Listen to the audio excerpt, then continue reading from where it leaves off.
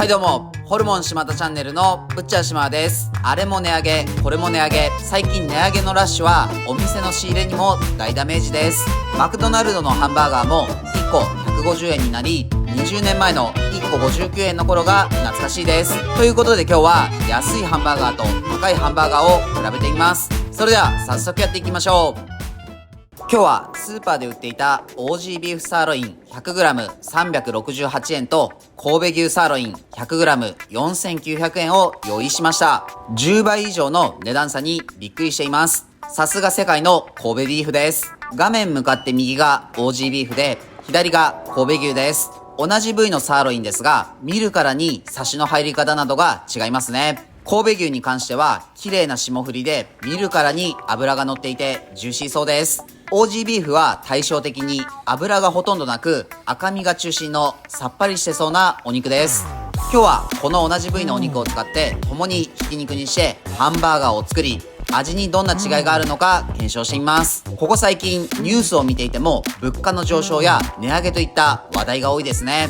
マクドナルドも130円だったハンバーガーの値段が2022年9月30日から150円に値上げされました。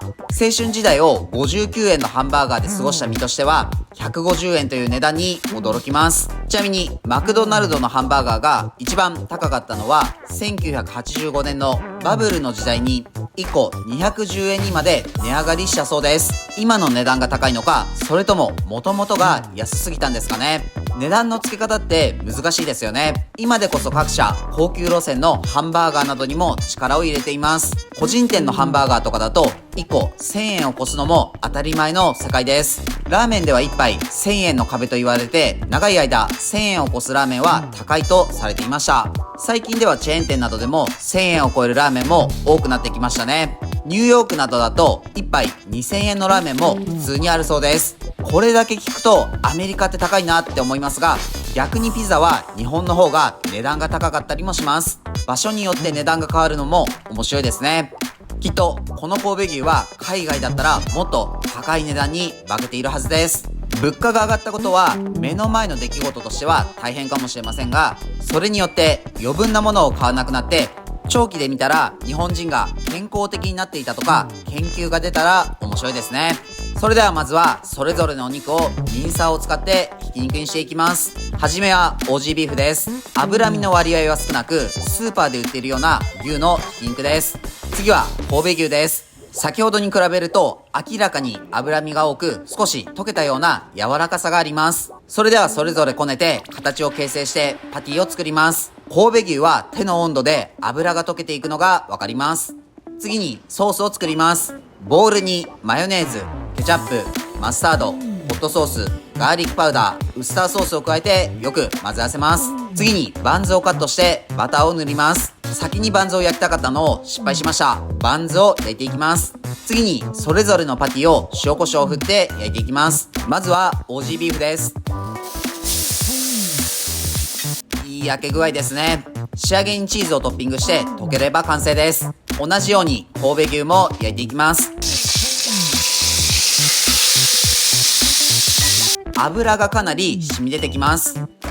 焼き上がったらバンズにパティを乗せてソースをかけてバンズで蓋をすれば完成です。それでは早速食べてみましょう。いただきます。今日はパシフィックブリューイングのパシフィック IPA を飲んでいます。神奈川県茅ヶ崎市にあるブルワリーです。見るからにサーファーな感じのラベルも茅ヶ崎感あってかっこいいです。このアルミ缶にラベル貼っただけのシンプルなデザインもちょっとレトロな雰囲気あって渋いですね。柑橘系の甘い爽やかな香りがあります。口に含むとガツンと苦味はあるけどフレッシュでかなりジューシーです。最近 IPA を飲む機会が減ってましたが、やっぱりこの苦味が好きだと改めて実感しました。ジャンクなハンバーガーとかに合わせるのにぴったりな一本です。それではハンバーガー食べてみます。まずはオージービーフから食べてみましょう。一口食べた瞬間に感じるマックっぽさがあります。マックのパティも同じオージービーフで比較的脂が少ない印象なので似た風味を感じるのかもしれません。一部ニュージーランド産やアメリカ産も使用しているそうです。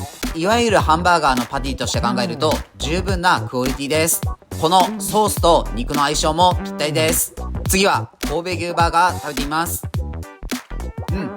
噛んで口に入れて2口目噛む時にはお肉がほぐれています。柔らかさが段違いで噛むごとに肉汁がじゅわーっと口いっぱいに広がります。正直ハンバーガーにしたらそこまで違いないかと思いましたが、舐めてました。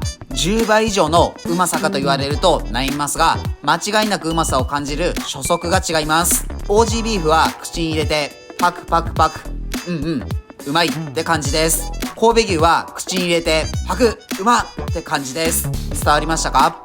もしかしたら10倍以上の価格差があるというバイアスがかかっている可能性あるので、機会があればいろいろな種類のお肉の食べ比べとかもしたいですね。今日も美味しかったです。ごちそうさまでした。はい、本日の動画は以上です。最後までご視聴ありがとうございます。高いハンバーガー、安いハンバーガーいかがでしたか？どこに価値を置くかによって美味しさも変化しそうです。自分たちは群馬県前橋市と高崎市でホルモン島田というホルモン屋をやっています。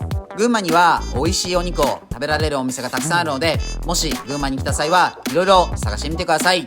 この動画がいいなと思いましたらチャンネル登録、高評価よろしくお願いします。